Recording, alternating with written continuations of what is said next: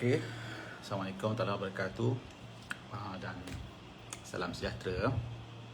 Selamat pagi. Dah hampir pukul 10 . Hari ni bulan 12 2 hari bulan 12. Kita dah menuju ke hujung tahun . So saya harap semua siap-siap belaka. Siap-siap belaka di tempat masing-masing lah. Okey. Biasalah saya perkenalkan diri saya bagi siapa yang tak kenal saya. Saya Abdul Aziz Abdullah, adalah seorang trainer dan coach di syarikat Edu Intellect PLT, dan syarikat kami ni melaksanakan program-program training untuk pembangunan ihsan dan juga untuk pembangunan usahawan. Samping itu saya juga seorang certified coach, di mana saya bantu sesiapa yang perlu bantuan dari segi untuk pembangunan diri dan juga sebagai seorang usahawan. Okey. Seperti biasalah, saya buat disclaimer sikit. Apa yang saya cakap pagi ni adalah berdasarkan kepada ilmu saya dan pengalaman saya lah sebagai seorang trainer dan seorang coach dan juga sebagai seorang usahawan. Okay. Right. Okay, topik kita hari ni ialah nak hilangkan kegelisahan dalam diri kita. Okay. Saya rasa perasaan gelisah ni satu benda yang majoriti orang ada sekarang ni lah. Sebab situasi COVID-19 ni yang dah kita lalui sejak daripada bulan 3 sampai sekarang maknanya dah buat 9 bulan 10 bulan lebih kurang hampir-hampir 10 bulan kita dah melalui situasi COVID-19 yang tak menentu ni, dan dia telah mengakibatkan banyak benda berlaku lah, dari segi ekonomi, dari segi kesihatan, dari segi employment, pekerjaan. Jadi kita, orang kata perasaan gelisah tu, orang kata tak boleh nak lari dalam diri kita lah. Okey, saya perhatikan hari ni, even saya sendiri ada gelisah ni. Yang utama sekali kita gelisah tentang masa depan kita lah, kan? Masa depan kita macam mana sekarang? Sama ada kita seorang yang berniaga, yang mungkin yang akan gelisah tentang dia punya perniagaan di masa depan. Macam kita dah hujung tahun, nak masuk tahun 2021 kan, kita akan gelisah. Seorang peniaga akan gelisah tentang macam mana situasi perniagaan daripada tahun 2021.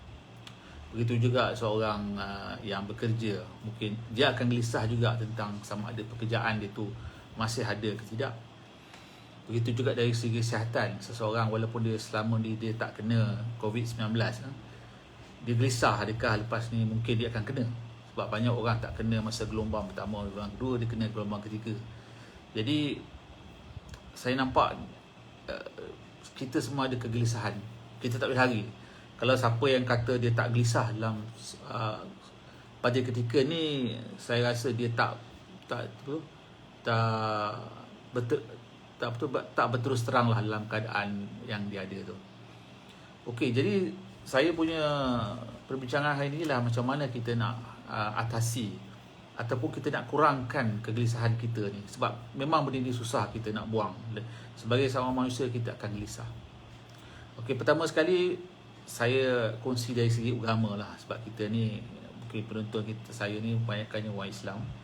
Saya kongsi dari segi agama lah. Maknanya kalau kita gelisah, tempat yang paling baik sekali kepada kita ialah bila kita menghadap Allah SWT, kan, dengan kita berdoa dengan Allah Ta'ala supaya apa yang kita gelisah tu Allah Ta'ala akan hilangkan kegelisahan tu, ataupun Allah Ta'ala akan buka jalan kepada kita macam mana kita nak nampak jalan keluar daripada kegelisahan tu.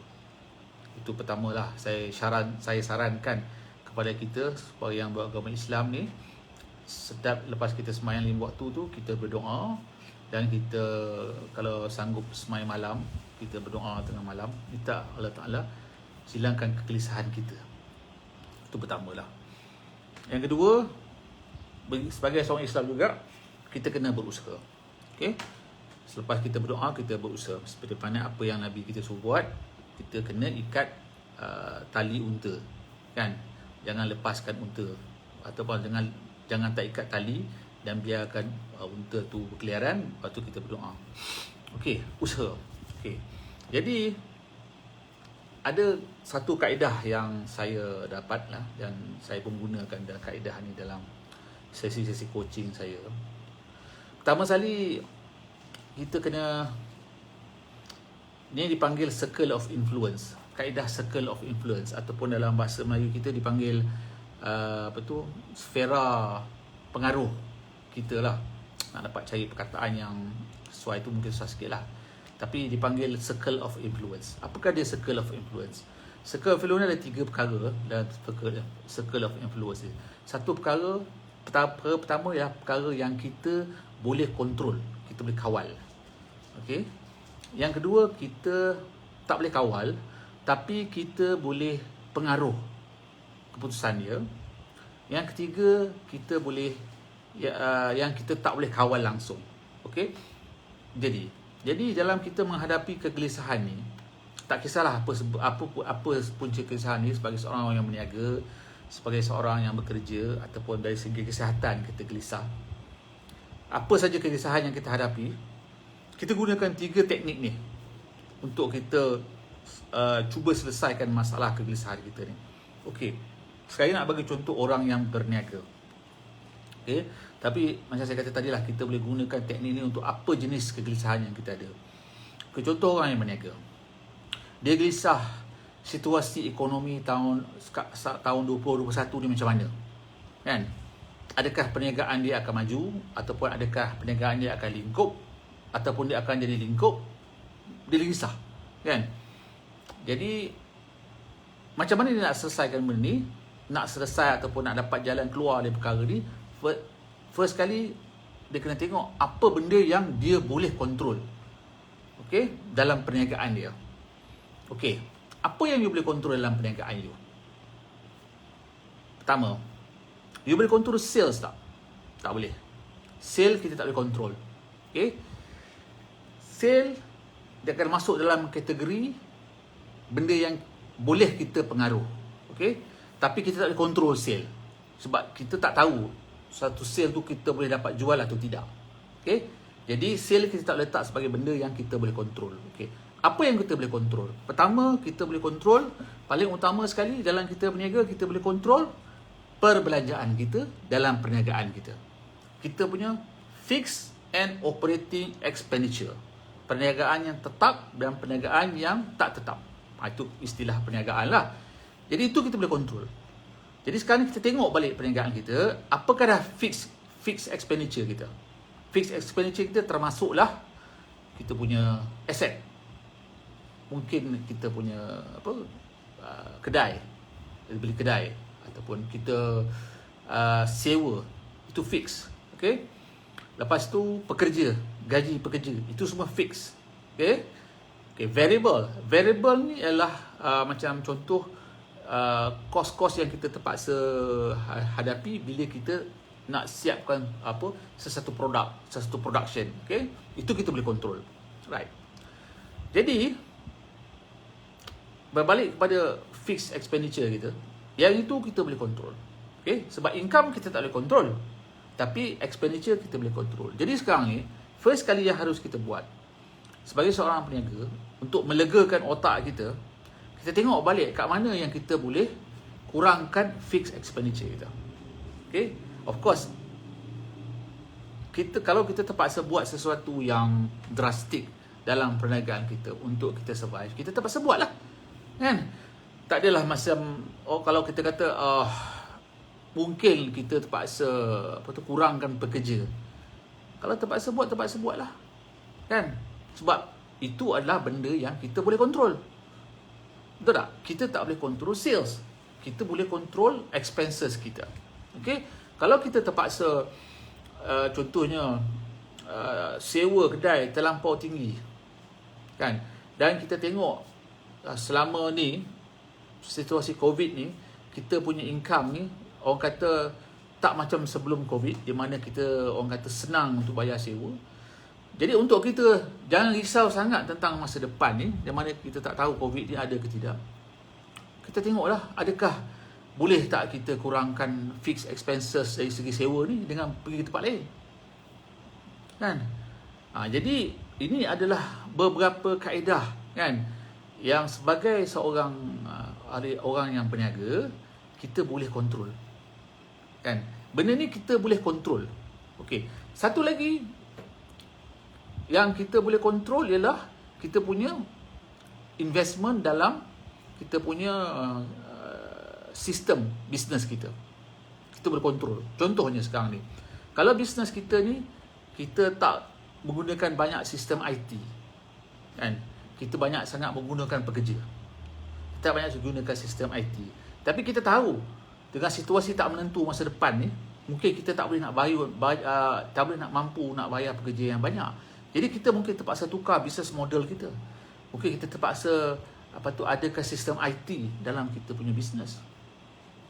Ataupun macam contohnya pekerja. Mungkin sekarang ni oleh kerana kita tak menentu dalam situasi pekerja, mungkin kita kena tengok adakah ada tak setengah-setengah kerja yang kita boleh outsource kan, kita kontrakkan kerja tu di luar. Maknanya ada projek ataupun ada benda kita boleh upah satu kontraktor ataupun satu freelancer untuk buat benda tu kan.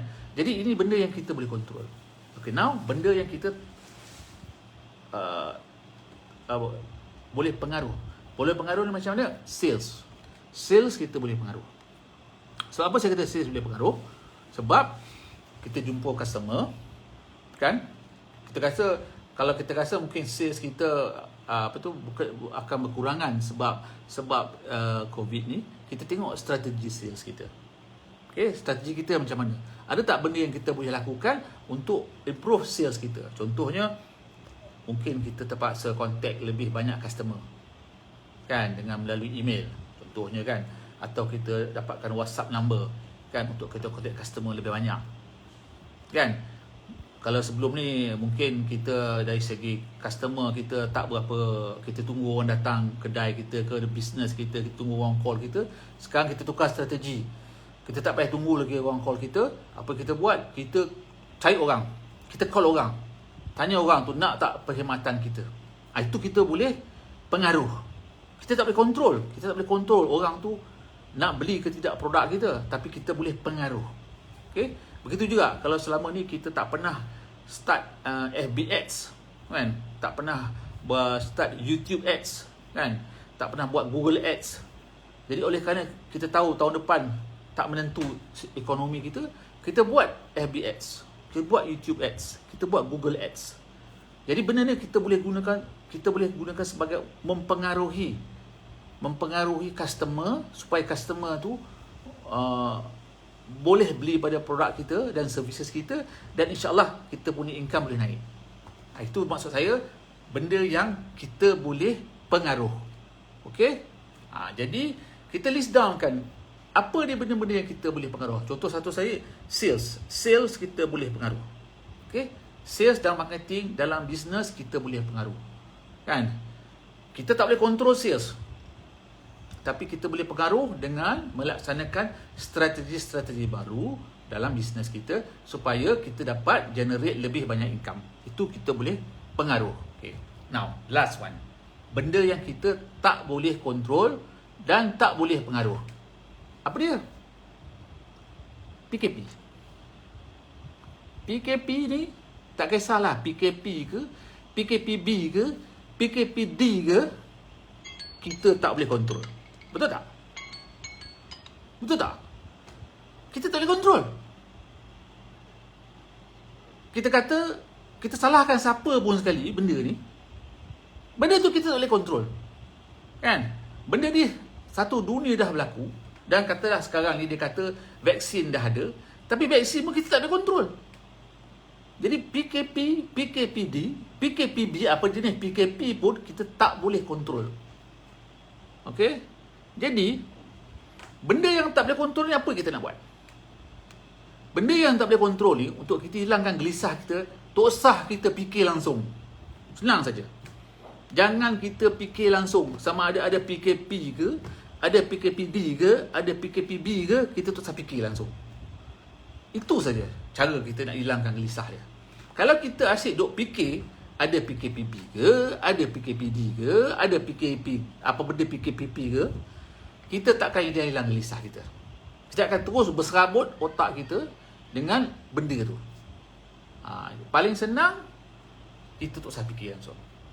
Ini saya punya kaedah lah untuk macam mana kita nak hilangkan gelisah. Jadi saya ulang balik, benda ni kita boleh gunakan untuk apa situasi.